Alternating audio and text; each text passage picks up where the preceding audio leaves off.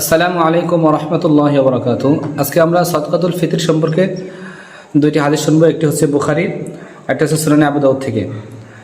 প্রথম হাদিসটি হযরতে ইবনে উমর রাদিয়াল্লাহু তাআলা আনহু থেকে বর্ণিত। হাদিসটি হচ্ছে বুখারীর 1503 নম্বর হাদিস এবং এটা মুসলিমও এসেছে 984 নম্বর হাদিসে।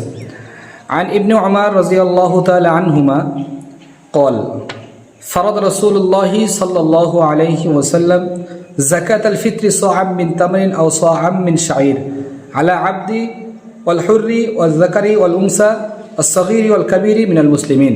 যে বুখারীর 1503 নম্বর হাদিসের মধ্যে আল্লাহ নবী সাল্লাল্লাহু আলাইহি ওয়াসাল্লাম আমাদেরকে জানিয়ে দিলেন, মুসলমানদের মধ্য থেকে যারা স্বাধীন এবং গোলাম এবং নরনারী যারা আছে তারা প্রত্যেকে 100 খেজুর পরিমাণ অথবা 100 জব পরিমাণ প্রত্যেকে সাদকাতুল ফিতর আদায় করবে। এরপরে আসুন আরেকটি হাদিস সুনানে আবি দাউদ, এবং এই হাদিসটি সুনানে ইবনে মাজাতেও এসেছে।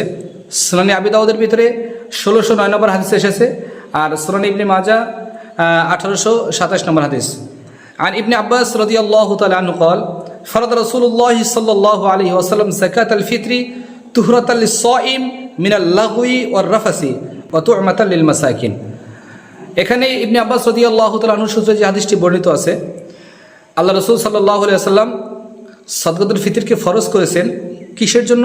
এক নম্বর কারণ হলো যে রোজাদার ব্যক্তি দিনের বেলা যদি কোনো তার দ্বারা কোনো দিকটি খারাপ কাজ হয়ে যায়, কোনো গুনাহের কাজ হয়ে যায়, রফাস অর্থাৎ আমরা জানি যে অশ্লীল কাজ, অর্থাৎ কোনো লাগুই অর্থে কি অনর্থক কোনো কাজ এবং কোনো অশ্লীলতা যদি তার দ্বারা হয়ে যায়, এগুলো থেকে রোজাকে পবিত্রতার জন্য, যে তুহরাতাল লিস-সাইম, রোজাদারের রোজাকে পবিত্র করার জন্য আল্লাহ রসুল এই সাদকাতুল ফিতরকে ফরজ করেছেন।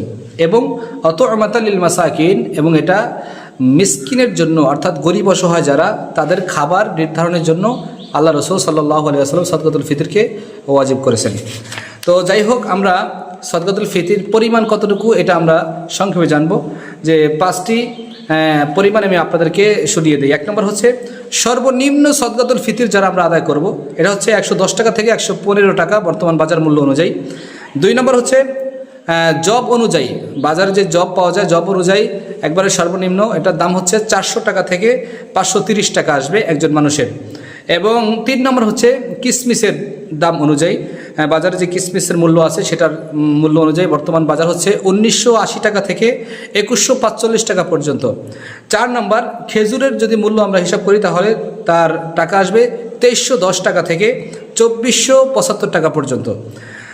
5ম নম্বর যেটি সেটি হচ্ছে পনির। পনির এটা সাধারণত আমাদের দেশে কম দেওয়া হয়, তো এটা যদি আমরা কেউ দিতে চাই পনির হিসাব করে, তো সেটা হবে 2805 টাকা থেকে 2970 টাকা পর্যন্ত।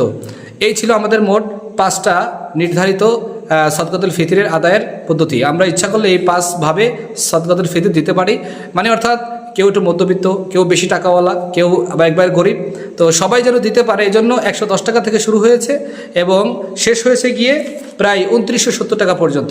আল্লাহ তাআলা আমাদের সকলকেই এই সাদকাতুল ফিতর সুন্দরভাবে আদায়ের তৌফিক দান করেন। হাদিসের মধ্যে আসছে, আল্লাহ রাসূল ভিন্ন একটা হাদিসের মধ্যে বলেন, আস-সাদকাতু তারুতুল বালা, যে সদকা মানুষের বিপদ আপদ বালা মুসিবত দূর করে দেয়।